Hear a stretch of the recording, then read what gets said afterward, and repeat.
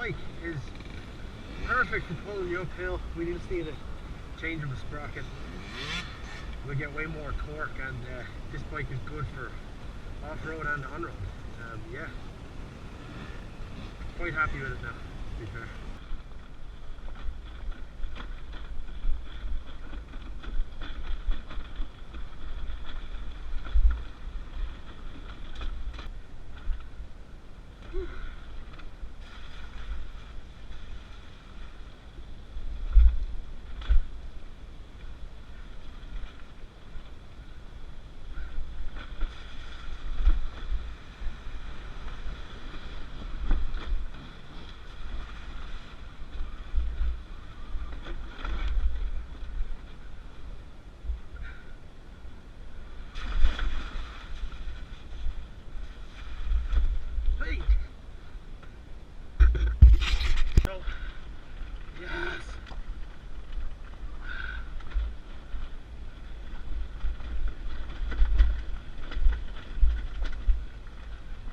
Catching the petrol bike, no problem.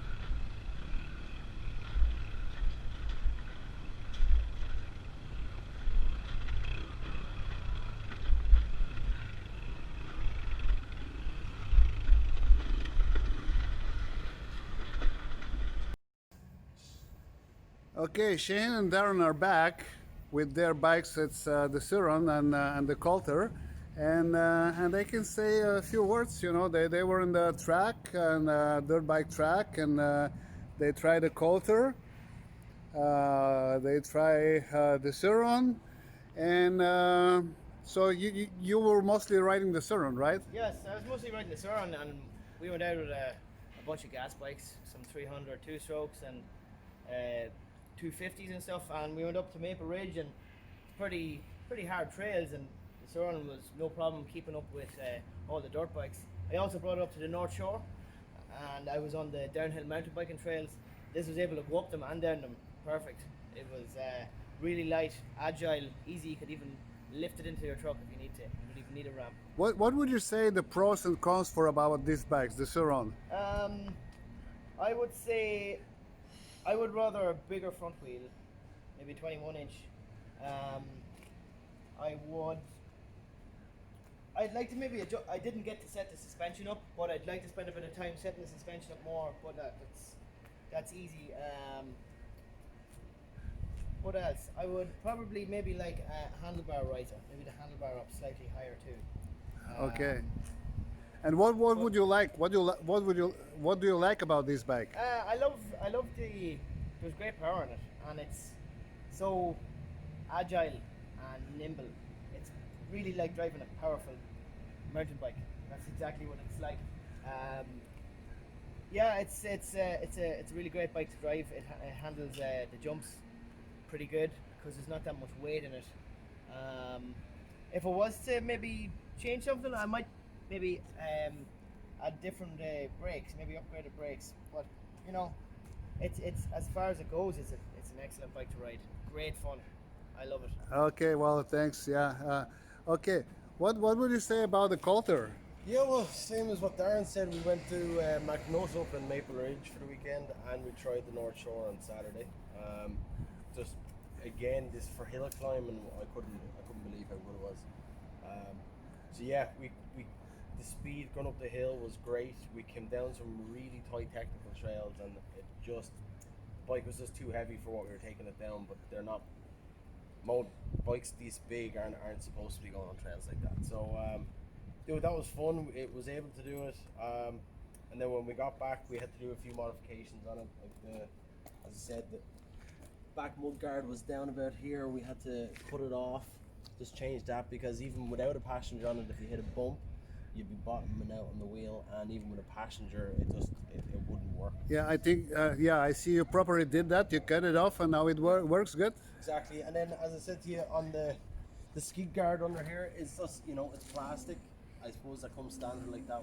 Okay, that's absolutely understandable. Yeah, yeah. Like we just went off Yeah. a bit of a jump, and it just caught it. But like, I thought it was going to affect in case we got water coming into it, but no, we went through puddles all weekend, and no issues. Yeah. But yeah, so that was good. Yeah. We made those changes. We got out.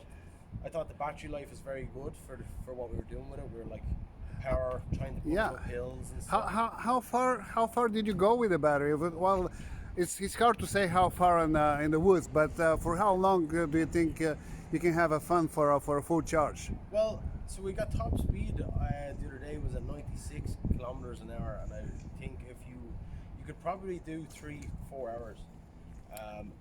Obviously not at 96 kilometers an hour, but you're not going to be doing it. But if you're going hard and you want to get speed and have some fun with it, I think you probably get between 3 and 4 hours. But up the mountains, because you're stopping and starting, we got probably 6 hours out of it. I put 100 kilometers on the bike over the weekend, and it was less than one and a half charges. Cool. So I think the battery's pretty good. The battery's there. Yeah, pretty happy with the battery. But as for riding, as we said, the sprocket, we need a bigger sprocket. I hadn't got enough torque in places.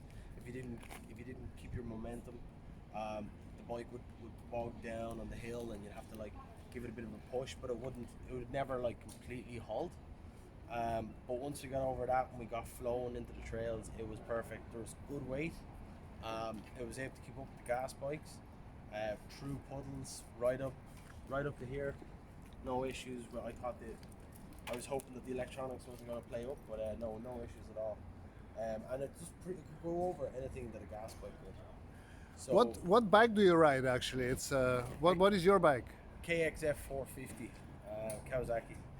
Okay, so if you have to compare, you obviously tried the Sur-ron as well, right? Yeah.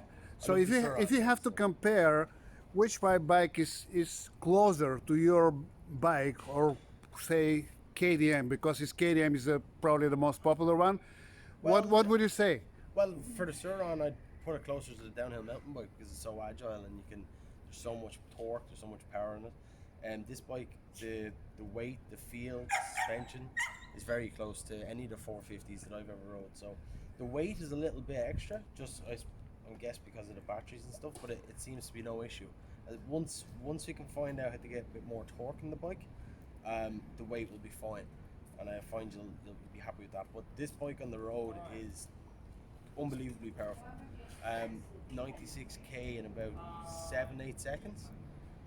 Same if you have a passenger on it, you can do the same speed. It might take maybe double that, maybe 15-16 seconds. So like the beauty about this is you can go on the road, you can go for a good ride, a good 3-4 hour ride with a passenger on it, or go out with the boys at the weekend and go on the trails. And yeah. So if we're talking about a road, that's your preference? Right now, preference would be for the road. Preference for the road. Preference for the road. But again, I just done the trails and it was able for. But if you do a few modifications on it, I think it'd be for both. It'd be like a supermoto.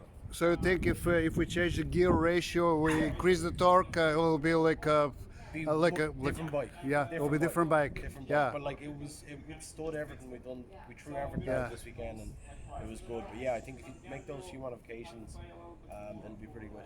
Yeah, and you think 96 is good enough for the road? You don't need more than that, I know, do you? I couldn't believe it. Yeah, yeah, Like yeah. That's 450 might just do a little over 100.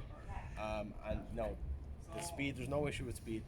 And how fast do you need it if you go for off-road? Because it's you're compromising a torque with the speed. Yeah. And what will be the reasonable speed to increase the torque? Oh well, you'd never be going over 40 kilometers. Like 40 kilometers would be perfect. So I think if you brought the range down from 96 to 65, 70, that would be more than enough. Oh yeah, well this speed probably will go on the wall, because it's this bike is like 2 times more powerful than the Sur-ron. Yeah. But I think they designed it more for the road, and if we get it like for off-road version, it probably will get pretty good, isn't it? Exactly. Yeah, that would be interesting to see because as is, I was set up for the road, even the back mud guard, all those things. But yeah, if you just brought the speed back, lower your range, and get more torque, this bike would be brilliant. This is the way forward. This is the future of bikes. So.